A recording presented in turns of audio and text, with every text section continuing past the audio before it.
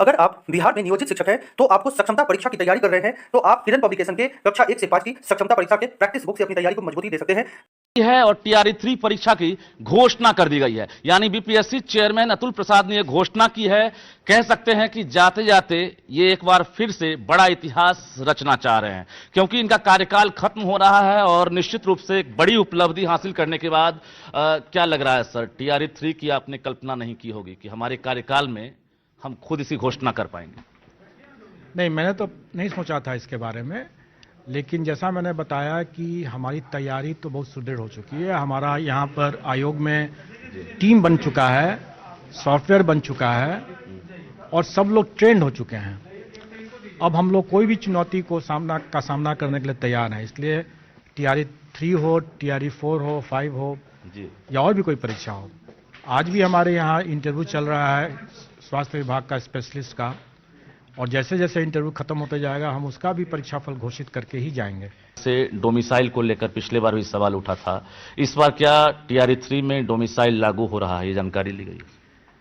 देखिए, कोई भी नीतिगत निर्णय जो है वो सरकार लेगी।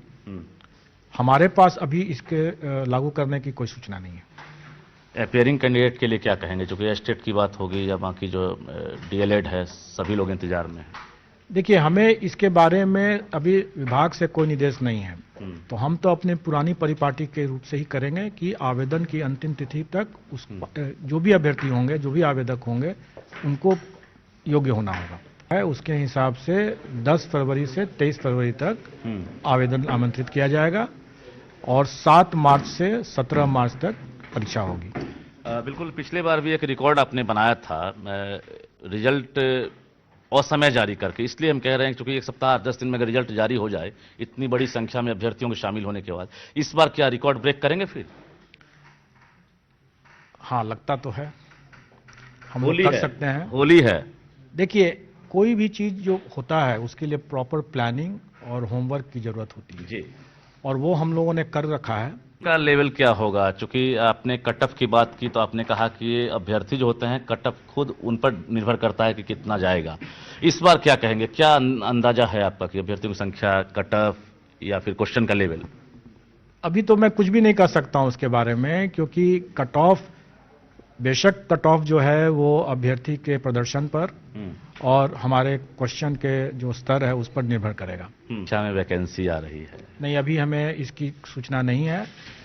जब उसकी सूचना आएगी तो मैं निश्चित तौर पर उसको ही बताऊंगा। न्यूज़ 18 की तरफ से 3 ऑप्शन दिए जा रहे हैं, एक ऑप्शन क्लिक कर दीजिए सर। 50,000 से लेकर 60,000, 60,000 से लेकर 70,000, 70,000 से लेकर 80,000, 80,000 से लेकर 1 लाख। इसमें से नन ऑफ दीज तो नहीं है सर? मैं इसमें यह कहूंगा कि मोर देन 0,